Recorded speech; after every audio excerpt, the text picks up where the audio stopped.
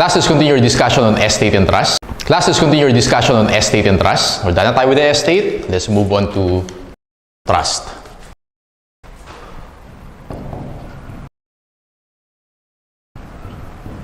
Okay, so to better understand this, let's have an illustration. Example natin is si Chris Aquino. Ayan. Chris Aquino. Because last time, nabalita na nag-iwan siya ng trust fund for Josh and Bimby. Alright? Now, si Chris Aquino, ang tawag natin sa kanya, for tax purposes, she is the grantor. Alright? Or the trustor. Ayan.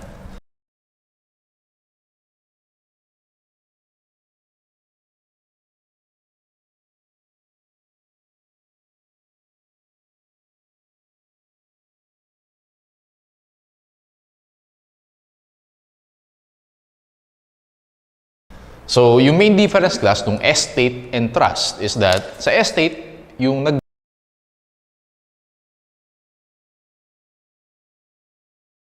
nag-grant, okay, or yung trustor, patay na. Okay, kaya yung example natin kayo, si Mr. X died, ang tawag natin sa kanya, decedent. Tama? For trust naman, living pa yung trustor. O si Chris Aquino, still living. Ayan, nag-iwan siya ng trust fund. Usually class, yung nasa trust fund na yan, nandyan yung cash and properties. Okay? Most of the time, cash yung iniiwan sa trust fund na yan. Okay? And then yung trust fund is for the benefit of the sons of Chris Aquino, si Josh and si Bimby. Ayan. Josh and Bimby, we call them the beneficiaries. Ngayong class, yung trust fund na yan, merong third party na nagmamanage dyan. Kaya siya tinawag na trust. Okay? Because entrusted siya to a third party. Let's say nagmamanage yan is si BPI Asset Management, BPI-AM. Alright? So one of the services of BPI-AM is trust services. So yung mga major banks again and mga insurance companies may mga ganyan services sila. Now, si BPI, ang tawag sa kanya, siya yung trustee or the fiduciary. Okay? So may tatlo tayong parties. The grantor, the trustor, the trustee or fiduciary, and the beneficiaries. Alright? So, ngayong class, may advantage yan. Okay? Kaya siya nag-set up ng trust fund. So, si BPI and si Chris Aquino, mag-uusap sila. Okay? So, kung paano yung magiging distribution to Josh and Bimby ng income every year. Okay? And then, syempre, professionally managed yung trust fund na yan. So, i-invest yan sa iba-ibang investments. Stocks and bonds and other securities. Alright? Ayan. Yun yung advantage kapag may trust fund. Now, ito yung rules, okay? Tatandaan mo lang for tax purposes when it comes to trust, okay? Magde-depend yan on the revocability of the trust. Tingnan natin. If the trust is irrevocable and if the trust is revocable. Okay? Sir, ano ba ibig sabihin ng revocable? Pag sinabing revocable, at any time, sa discretion ni Chris Aquino, sabihin niya, sige, babawiin ko na yung trust. Okay? Kukunin na ulit ni Chris Aquino from BPI. Ang tawag natin doon, revocable. Okay? Pag sinabing irrevocable, permanent na. Tina-transfer na ni Chris yung control, okay, ng trust to Josh and Bimby. Alright? So, ganun siya. Revocable and irrevocable. Kapag irrevocable class, no, yung trust is taxable as a separate entity. Trust is taxable as a separate entity. And the trust will be taxed same as taxation for individuals. Okay? Gagamit tayo ng tax table. Got it? Ngayong class, kapag naman revocable, okay, the grantor is the taxpayer. Okay? Sino yung grantor? Si Chris Aquino. Okay? So, pag revocable yung trust, yung grantor is a taxpayer. Ibig sabihin, the trust is not taxable as a separate entity. Got it? So, class, parang familiar yun. Naalala nyo, class, parang ito yung counterpart ng under judicial settlement. Di ba sa estate, pag under judicial settlement, yung estate yung taxpayer. Ganun din siya. Ang equivalent niya is irrevocable. Pag irrevocable yung trust is taxable as a separate entity. Okay? Tax siya as an individual, therefore, gagamit tayo ng tax table. Alright? Kapag naman revocable, actually, ito, hindi to equivalent no under extrajudicial settlement. Naalala nyo kapag extrajudicial settlement, yung heirs or beneficiaries yung taxpayers sa separate capacity nila. Dito hindi. As you notice, si Chris Aquino yung taxpayer kasi buhay pa siya. Got it? Hindi si Josh and Bimby yung taxpayer. Alright? So si Chris Aquino. Take note. Sige. So ano pa tatandaan natin dyan? Okay. So actually ganyan lang siya. No? Tandaan nyo lang class na, sir, di ba parang mas okay kung revocable na lang lagi? Kasi pag revocable, sa point of view ni Chris Aquino, makabawi niya lagi yung trust at any time. Merong pros and cons yan. Well, yung pros, pag revocable, may control sa Chris Aquino. Tama? Pwede niyang bawiin anytime. Yung cons naman yan, ganito yung class. Next time, pag-aaralan natin yung estate tax, kapag irrevocable, okay, tandaan mo, part of, pag irrevocable, not part of gross estate ni Chris. Okay? Pag irrevocable trust, not part of the gross estate. Ibig sabihin, not subject to estate tax. Okay? On the other hand, kapag revocable, magiging part of the gross estate of Chris Aquino yan. Okay? Magiging subject to estate tax. So, ibig sabihin, pag irrevocable, makakatipid sa estate tax si Chris in the future. Gets? Pero next time, sinabi ko lang na may pros and cons yan. Next time natin di-discuss yan. Okay? So, again, pagka-trust, it's either revocable or irrevocable. Doon malalaman yung magiging rules on taxation. Okay, so gawa tayo ng illustration ulit. Ito yung trust natin. Let's say the trust is irrevocable. And then, tingnan natin, irrevocable. So, pag irrevocable yung trust, meron tayong mga beneficiaries. Sabihin natin si A and B. May kanya-kanyang ITR yan. Alright? So, ITR ni A, ITR ni B. Okay? Ngayon, mayroon distribution sa kanila. Tama? Every year, mayroon distribution dyan. Now, similar dun sa estate, yung rules dito. Because yung distribution na yung class, out of the income of the trust, okay, sa point of view ni trust, it's a special deduction. Okay? Sa point of view naman ng heirs and beneficiaries, or hindi pala heirs, beneficiaries, kasi buhay pa, tama? So, beneficiaries. Sa point of view ng beneficiaries, part naman siya of, or yung record siya as ordinary income. Okay? Ordinary income, kaya siya magiging part of the ITR. Got it? Parang rules din sa estate. And take note class na yung distribution na yan to the beneficiaries will be subject to 15% CWT. Okay? Same na same lang as the estate. Alright. Sir, paano naman kapag revocable yung trust? So, ganito naman yan. Pag revocable yung trust, okay? So, dito, for this one class, tax to as individual. Alright? Gagamit tayo ng tax table. Kapag naman revocable yung trust, hindi yan taxable. Okay? So, exempt yan from income tax.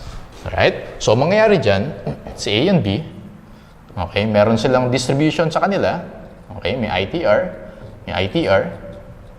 Siyempre, yung distribution to them, okay, papasok sa ITR nila. And at this point, hindi taxable si trust. Ang taxable dyan si grantor, which is si Chris Aquino.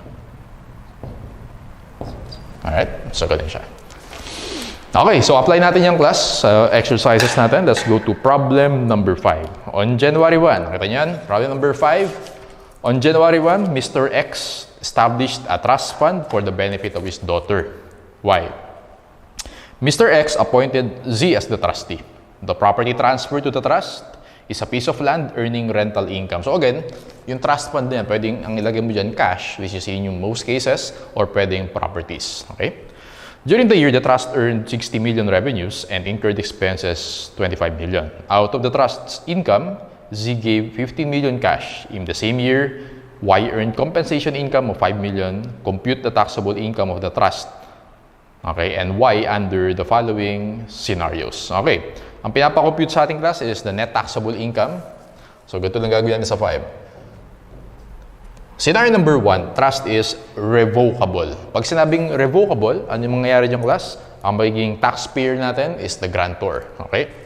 In this case, ang grantor is Mr. X. So, ang gagawin natin, so si Mr. X, alright, meron siyang gross income na 60 million. Tama?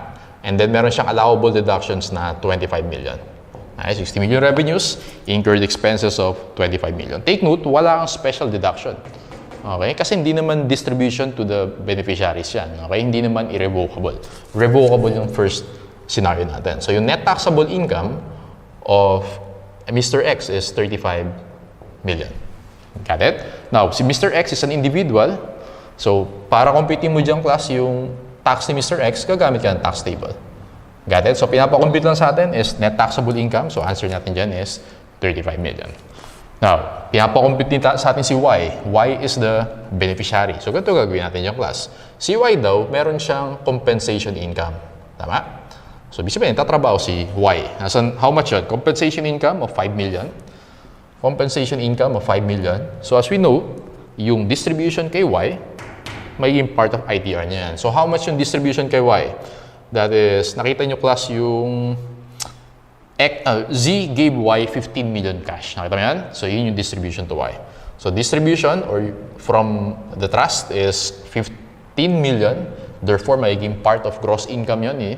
Y, okay? So, it means yung net taxable income of Y is 20 million. Answer natin dyan, 35 million and 20 million. Kung gusto mong computin yung tax due, syempre, Y is an individual, so gagamit ka ng tax table. Alright, easy. Let's go to number 2. Sir, what if naman the trust is irrevocable? Okay? Pag irrevocable, yung trust natin yung taxpayer. So, lagay natin dito yung trust. Okay? The trust earned gross income of 60 million. Okay?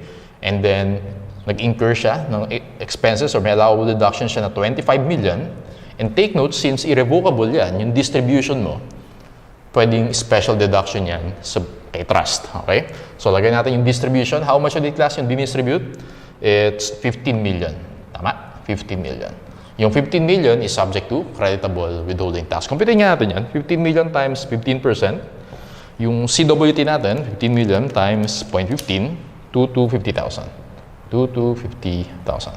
Alright, so net taxable income of the trust is 60 million minus 25 minus 15. You have 20 million. Okay, net taxable income of 20 million. If gusto mong computin yung tax due, well, gagamit ka ng tax table because the trust is taxable as an individual. Alright? Computin natin si Y. Y is the beneficiary. So, si Y meron siyang compensation income na 5 million.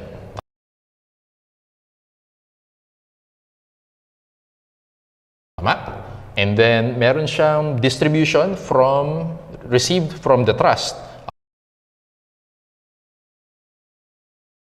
amounting to 15 million. Tama ba, class? Whether revocable or irrevocable.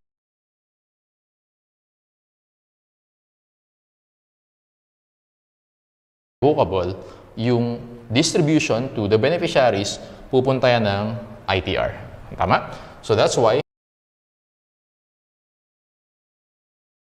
5 million plus 15 million, net taxable income of Y is 20 million. So, gagamit ka ng tax table to compute for the tax due. Okay? And then, kapag income tax payable naman yung question sa'yo, kay Y, syempre, later on, i-minus mo yung CWT.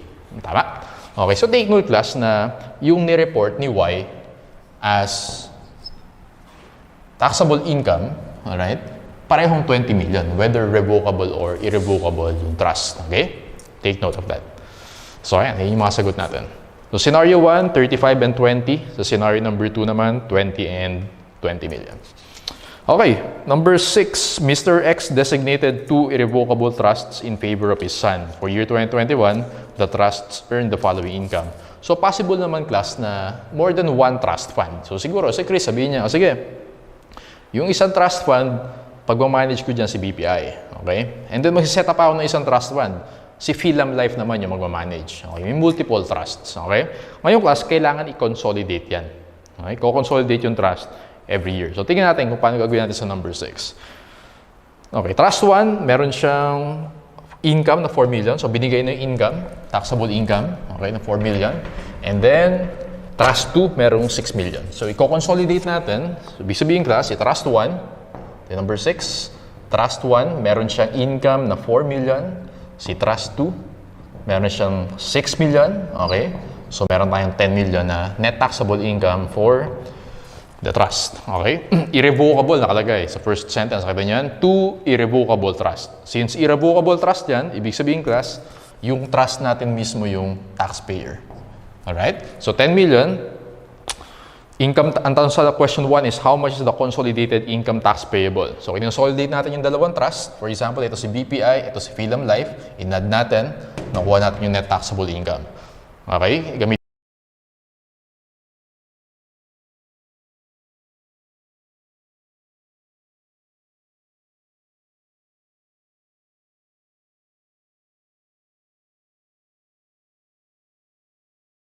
natin yung tax table. So, papasok siya sa yung last row. Okay? Kasi beyond 8 million yan. So, 2 for 10,000 using the tax table. Yung tax due natin is 2 for 10,000 plus 35%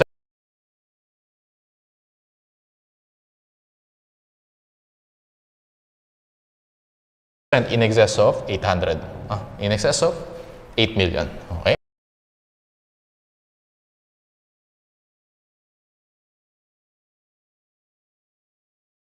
$10 million minus 8 million. Okay, so let's compute. 10 million minus 8 million times 35% plus 2 for 10,000, you should get 3,110,000.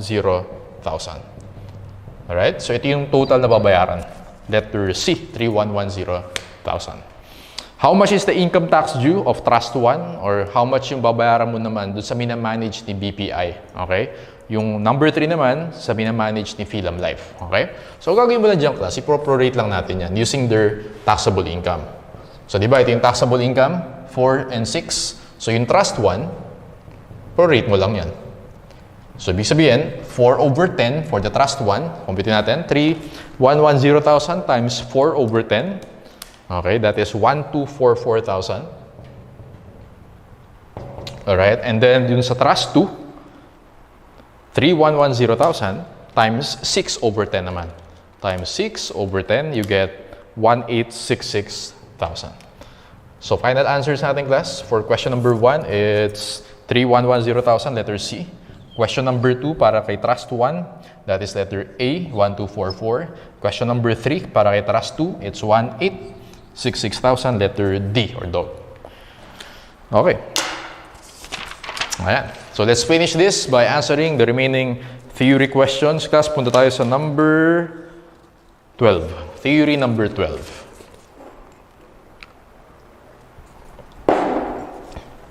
Okay.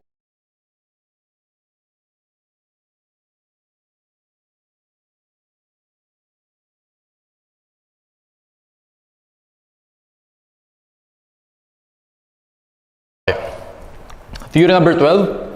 An arrangement under which title to property is passed to another for investment with the income and ultimately the principal to be distributed in accordance with the direction of the creator. Creator siya si grantor or trustor. Ang tawag natin dito, class, trust, letter B.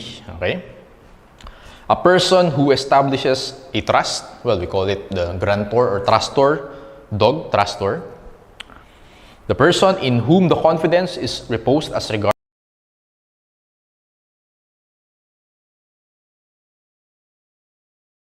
of property for the benefit of another person. Sa example natin, si BPI Asset Management, ang tawag natin sa kanya, trustee, letter B or boy. The person for whose benefit the trust has been created, so si Josh and Bimby, they are the beneficiaries, letter C. Number 16, for income tax purposes, any person or corporation that holds in trust an estate of another person, well, yun yung trustee. Trustee or fiduciary, letter B. Okay, boy. Which of the following is not subject to tax?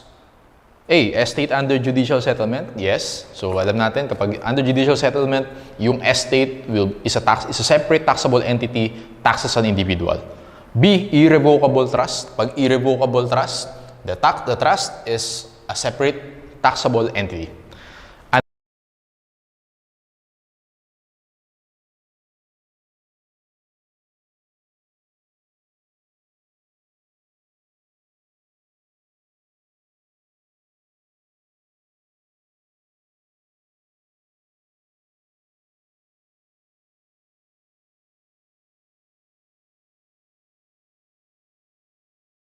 Unregistered partnership, okay, or ordinary partnership, taxable yan. Revocable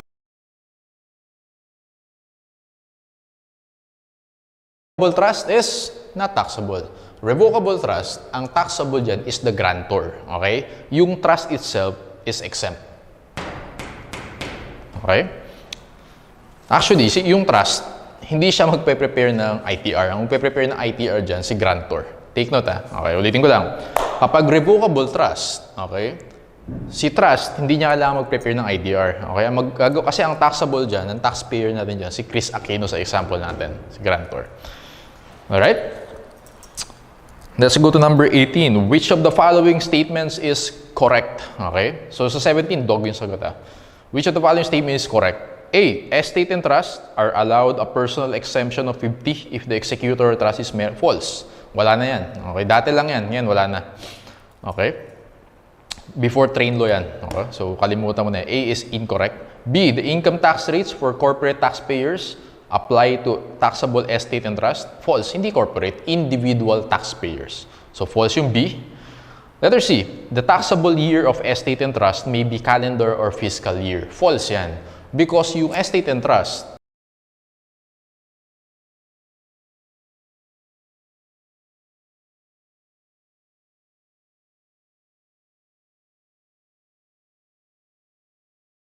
taxable sila like individuals, ang mag-a-apply lang sa kanila calendar year. Okay? January 1 to December 31. Okay? Which is in deadline, April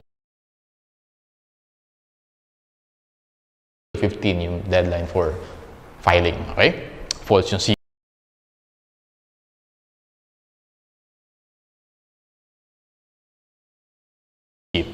Letter D, for a trust to be taxable, it must be irrevocable both as to corpus or the principal and income. That's correct. Okay? Para maging irrevocable siya both sa principal, corpus, and yung income na ma-earn from the principal. Alright?